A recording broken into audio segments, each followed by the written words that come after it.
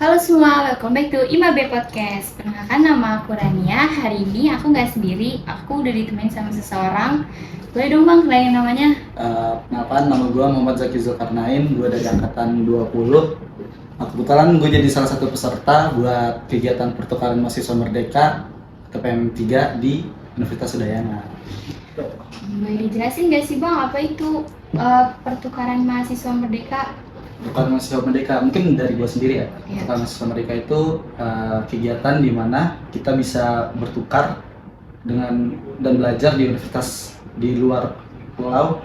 Terus kita juga belajar tentang kebudayaan yang ada di sana gitu. Oke. Terus alasan bang Zaki sendiri ngikutin PMM itu apa? Alasannya sebenarnya yang pertama kan gue itu ada skripsi judulnya itu resort dan kebetulan di Bali gitu kan.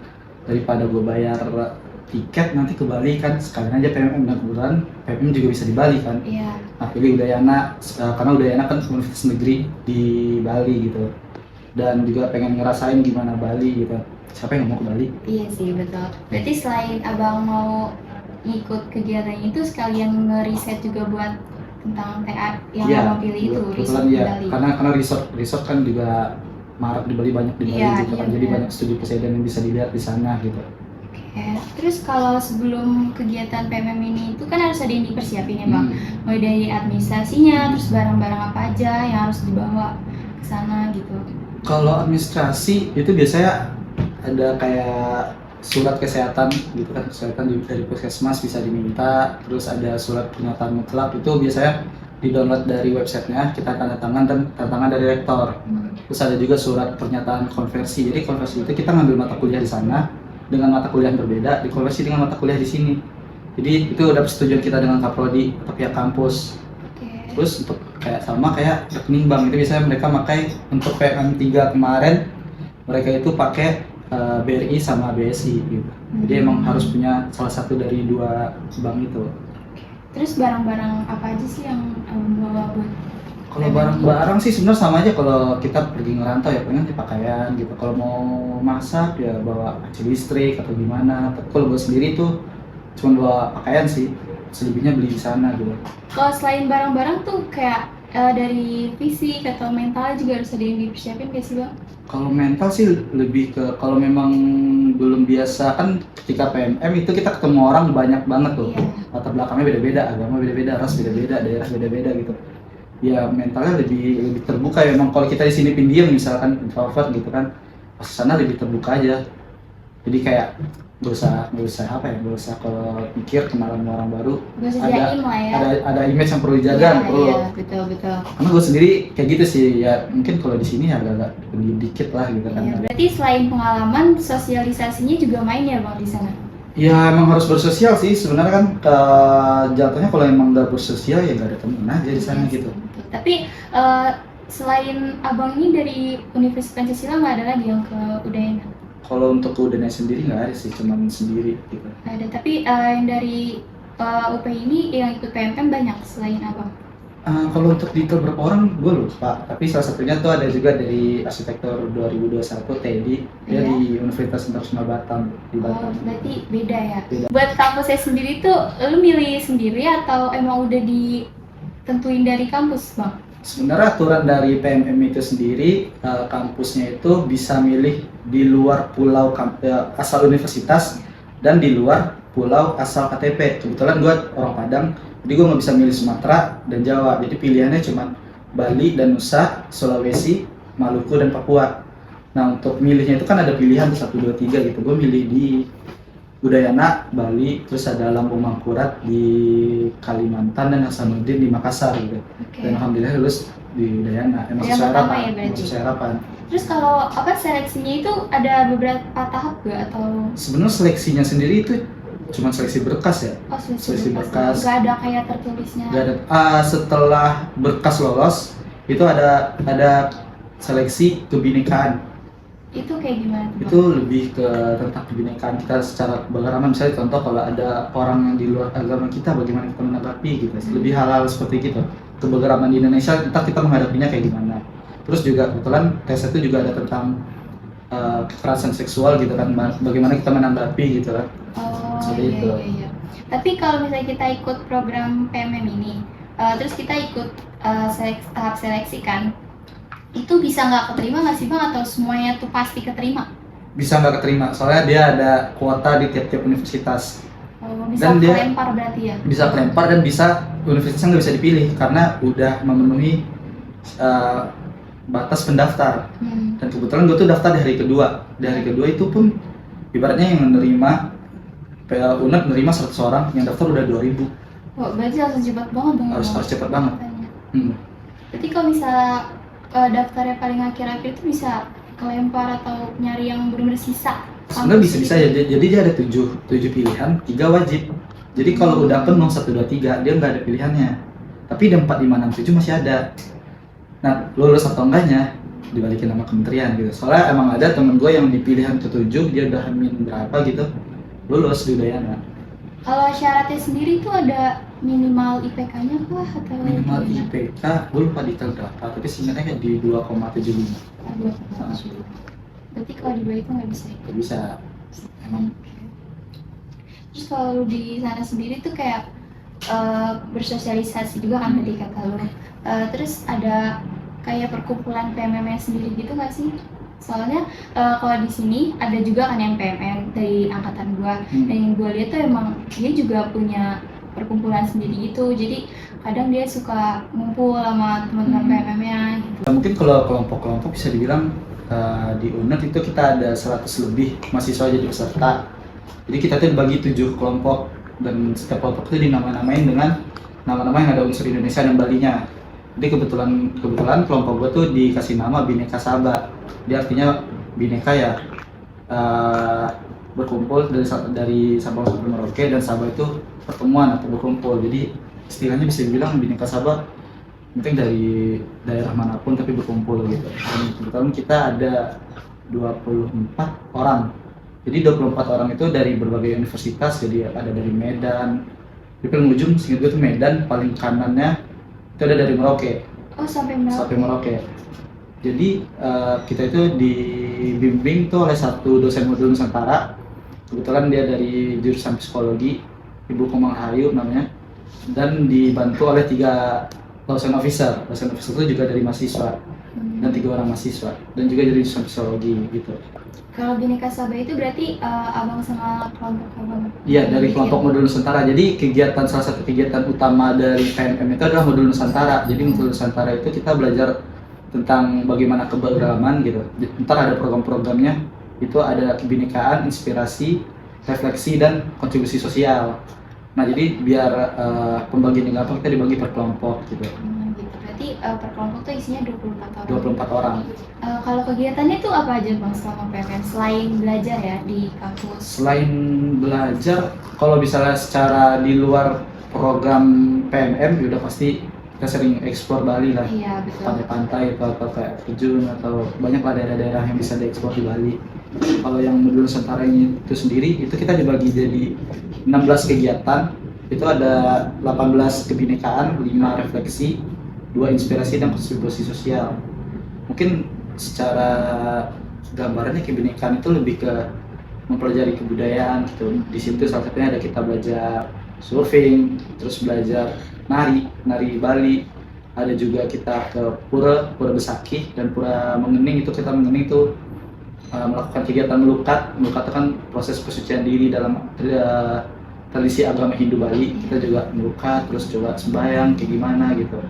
Terus ada lagi kayak kalau refleksi itu lebih ke kita merefleksikan apa yang kita rasakan setelah kegiatan sebelumnya. Dan kalau inspirasi itu lebih ke seperti forum seminar gitu. Itu kegiatannya emang dari program PMM-nya sendiri? Itu emang program modul Nusantara sendiri, itu emang program unggulannya dari PMM. Itu yang bedain program PMM dengan pertukaran mahasiswa yang lain. Karena ada beberapa di Udayana mahasiswa yang dari luar kampus, tapi itu kerjasama antar kampus.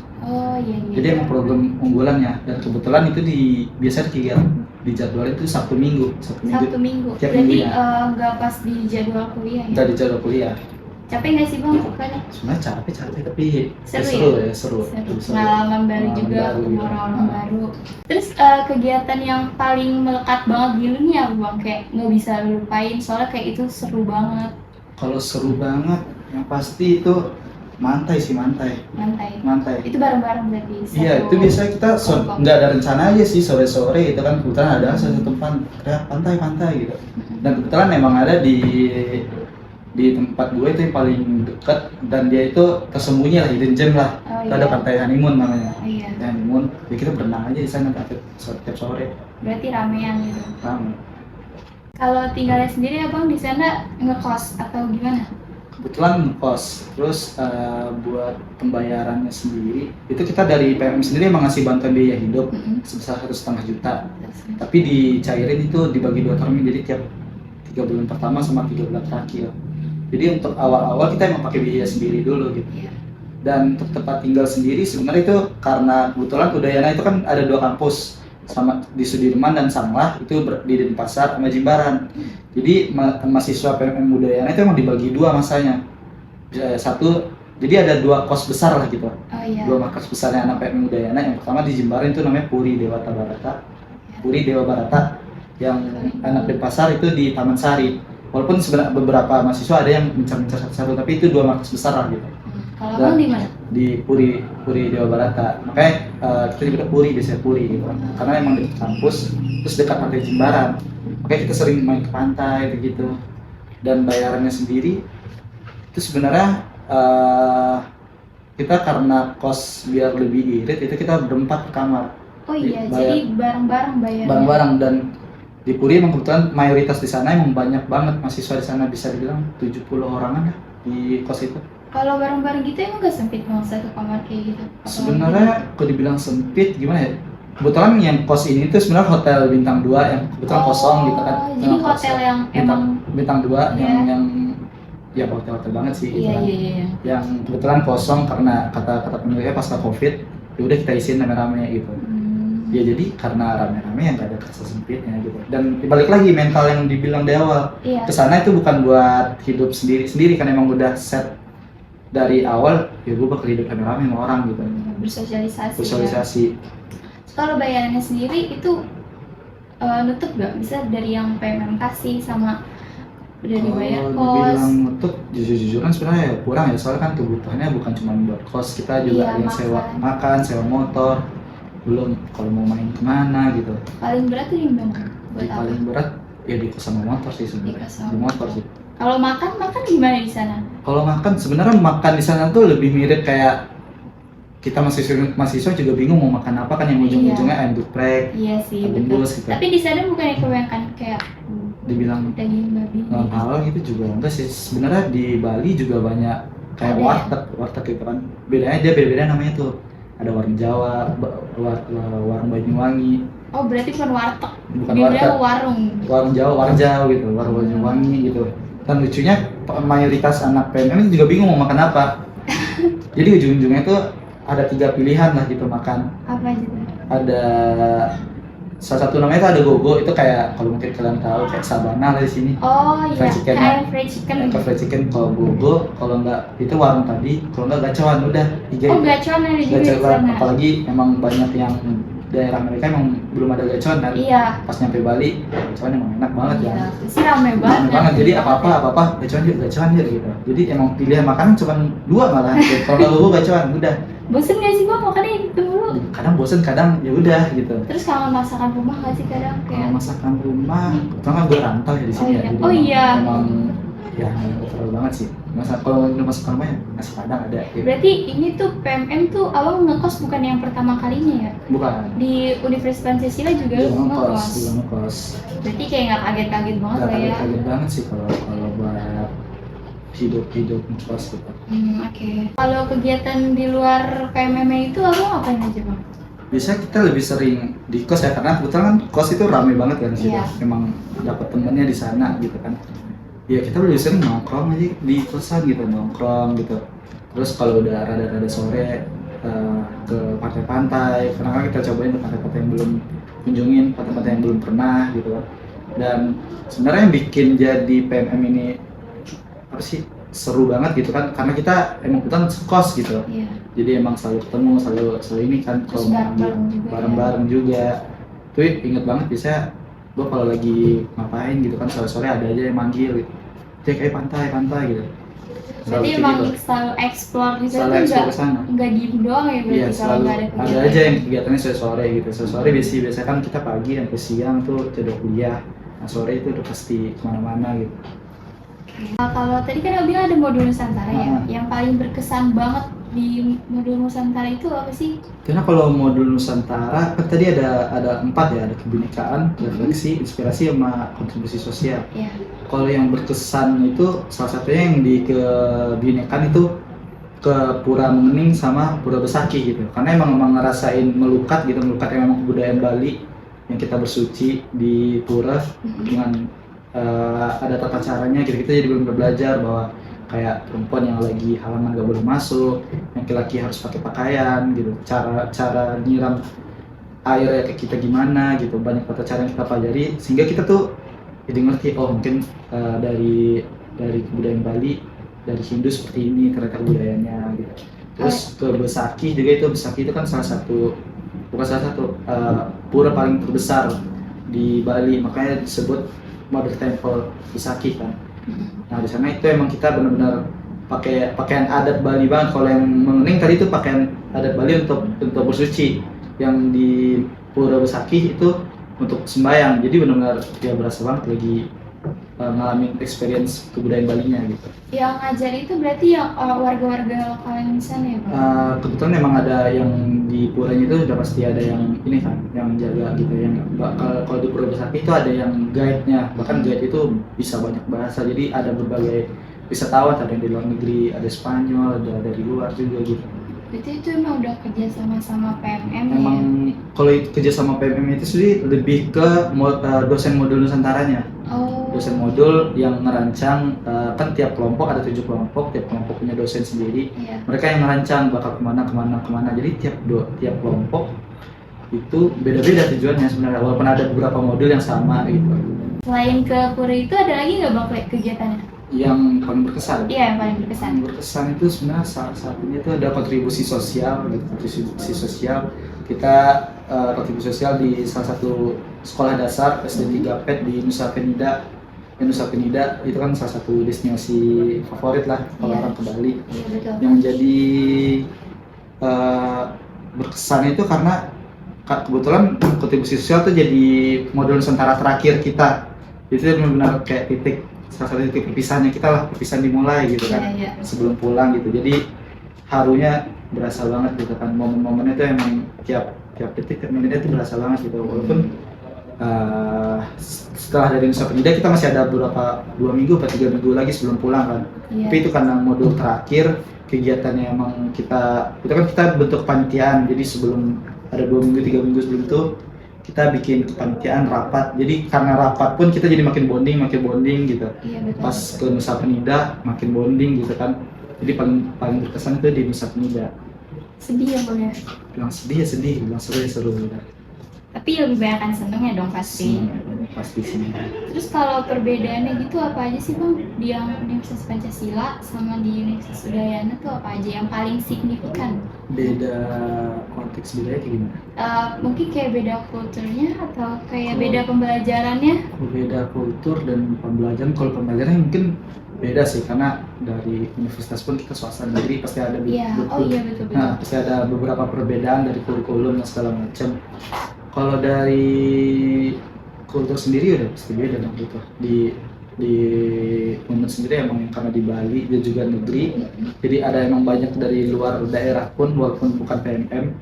Jadi emang perbedaannya emang ada, tapi kalau gue sendiri gak terlalu tidak merasa shock culture lah gitu atau gimana. Kayak masih sama aja. Masih sama aja. Terus tadi kan Abang transkrip nilai ya? Transkrip nilai. Itu yang di sini sama yang di situ sama jurusannya, arsitektur juga? Sebenarnya untuk jurusan sendiri kebetulan gue kan semester 7 udah nggak ada studio, cuma mata kuliah biasa. Jadi pada dasarnya sebenarnya bebas mau ngambil mata kuliah apa aja. Karena itu pun jadi tujuan PMM dari awal, pertukaran mahasiswa merdeka kan. Iya. Emang buat ngerasain belajar di universitas lain dengan jurusan yang lain pun gitu. Betul. Dan itu pun juga udah dijamin oleh Kementerian kredit itu 20 SKS Jadi pada dasarnya sebenarnya bebas mau kemana aja. Tapi emang kebetulan waktu itu gue karena misinformasi, Ya, jadi milihnya di arsitektur. arsitektur juga. Tapi karena waktu itu ada satu yang emang teman-teman gue banyak yang ngambil, udah mau ngambil satu di pariwisata, Oh, pariwisata. Nah. Berarti luar dari arsitektur. luar dari arsitek. Tapi kaget gak sih bang kayak yang biasanya belajar tentang arsitektur terus Ah. belajar tentang pariwisata? Lebih ke cara belajarnya sih. Kita kan yang belajar. studio itu ya datang materi dikit, Iya. asistensi. Sedangkan di sana datang dengan dosen tugas gitu. Oh, berarti banyak ke materi ya? Sebenarnya ya lebih baik seperti gimana ya, seperti kuliah jurusan di luar arsitektur pada umumnya. Iya sih. Yang iya. itu sih yang bikin kaget gitu, kayak aneh banget rasanya gitu kan kuliah dengerin dosen gitu. Jarang prakteknya juga ya? Iya, kalau mata kuliahnya iya sih, Jarang jarang praktek. praktek. Terus kalau dari matkul arsitektur ini, abang kayak ngerasain perbedaan itu nggak sih, kayak yang di sini tuh lebih kompleks atau mungkin kayak ini lebih dulu atau gimana? Kebetulan gue di sana ngambil mata kuliah pilihan, jadi yang paling berasa tuh ada mata kuliah yang emang di sini nggak ada, dan kebetulan di sana wajar ada gitu. Contohnya tuh ada 2 mata kuliah yang gue ambil, satu struktur bambu sama beach club design. Oh, itu emang yang Bali banget gitu ya? Bukan Bali banget sih, lebih ke beach club kan emang banyak banget di Iya, Bali di gitu Bali. kan. Jadi emang pihak sana bikin, dan kebetulan gue denger itu emang mata kuliah baru gitu kan.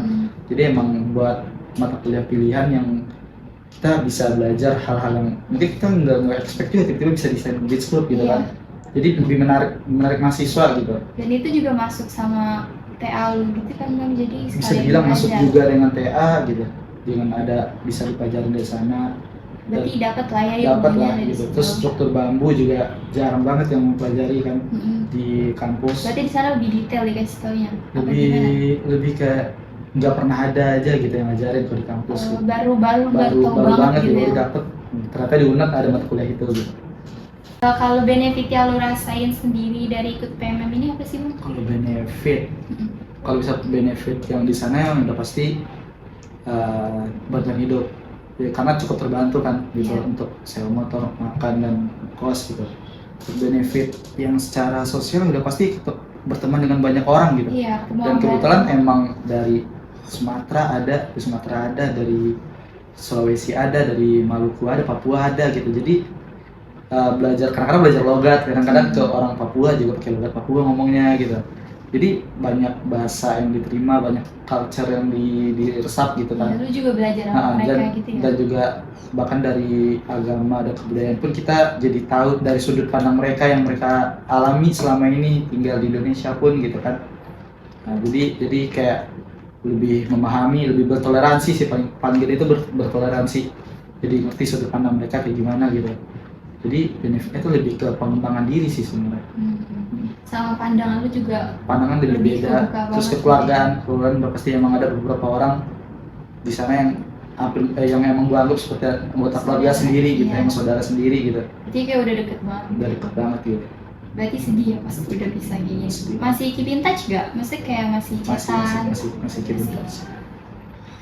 Terus perbedaan setelah ikut PMM sama udah gak ikut PMM itu apa lagi? Yang perbedaan itu yang tadi ya, gue jadi bisa memahami orang lebih baik gitu. Misalnya ada seseorang melakukan sesuatu, gue nggak langsung ngejar tuh, gue pasti lebih melihat dari sudut pandangan Iya. itu kayak gimana gitu. Terus lebih kayak ada beberapa, kalau yang ini pribadi banget ya, ada beberapa kebiasaan teman-teman gue yang menurut gue baik, gue resap tuh. Bisa entah dari cara bicara, entah dari habit bangun tidur, atau kegiatan sehari-hari, dia cara nyusun jadwal itu. Ada beberapa teman gue yang cerita, oh gue gini biasanya gue ambil gitu.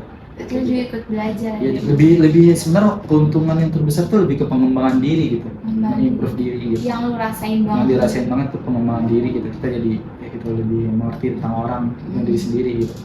Kalau suka dukanya sendiri selama ikut PMM itu apa bang? Kalau selama PMM mungkin duka ya. Kalau duka lebih ke uang sih sebenarnya. Oh iya, Wah. tadi karena lu bilang nggak terlalu nutup ya? Dibilang nggak nutup bisa nutup, dibilang nggak nutup juga bisa. Karena ada beberapa orang di kosan gue emang milih nggak sewa motor gitu kan. Iya. Kalau gue memilih sewa motor karena emang pengen explore gitu, atau mau kemana bisa langsung jalan gitu. Terus dukanya tuh lebih ke, kalau di sana lebih ke keuangan sih sebenarnya. Keuangan. Iya, ke keuangan. Karena lebih banyak sukanya gitu. karena banyak jalan-jalan, Berarti lebih ngumpul, banyak sukanya daripada lebih banyak dukanya. sukanya. Berarti ini emang boleh lah ya dicoba sama semua teman-teman PMM Direkomendasikan ini. banget sih Direkomendasikan banget. Banget. Oke. Oh berarti kayak seru banget ya bang Nah. perjalanan abang selama PMM ini. Terus kayak ada nggak kesan dan pesan abang selama ikut PMM? Kalau kesannya sendiri sebenarnya lebih ke jargon utamanya dari PMM gitu. Apa tuh? Bertukar sementara bermakna selamanya. Asik. Itu benar-benar berasa banget sampai sekarang. Iya. Emang sebermakna itu. Mungkin kita peserta PMM tuh awal-awal ngeremehin gitu, Iya. ngeremehin gitu kan 4 bulan doang gitu Iya. kan. 1 bulan pertama, 2 bulan pertama, di 2 minggu terakhir baru berasa banget tuh. Baru berasa banget. Berasa banget. Apalagi kita sekos rame-rame kan. Iya. Canggung-canggungnya berasa tuh mau pulang gitu. Iya, waktu awal-awal berarti canggung. Tapi Awal-awal mungkin canggungnya lebih ke 2 hari 3 hari pertama sih. Nah, abis itu langsung. Ada lagi nggak bang kesan-pesannya? Kesan yang paling ya salah satunya balik lagi ya tentang bersosial ya, dapat keluarga baru, emang benar-benar dapat keluarga baru kan. Dan sebenarnya ini masuk ke duka juga ya, karena kebetulan yang dapet banget itu kita pada mencar-mencar semua. Iya. Ada yang di Medan, ada yang di Semarang, Bandung, ada yang di Manado gitu kan, ada yang di Ternate. Itu sih yang bikin entah itu sedih tapi juga bikin bermakna banget kan, karena kita tahu kita udah gak bisa ketemu, jadi menghargai banget malah. Tapi yang paling penting masih tetap berkomunikasi Iya. lah ya bang. Yang penting kita hidup di tahun 2023-2024 gitu. Iya, jadi Ada komunikasi sosmed kan, gampang. jadi gampang. Terus kalau mau main ke kota dia juga tinggal. Masih ya Iya. kumpulin duit lah, kumpulin Iya. duit dulu sih. Bisa. Oke, segitu aja cerita PMM dari Bang Zaki. Oke. Makasih Bang Zaki Iya, atas sama-sama. waktunya. Sama-sama. Dadah guys. Udah guys, ikut PMM. Buat yang pengen tahu keseruan Bang Zaki selama PMM apa aja, di mana Bang? Oke, bisa lihat di Instagram itu ada PM3_unut_Bhinneka Saba. Jangan lupa dicek. Dicek.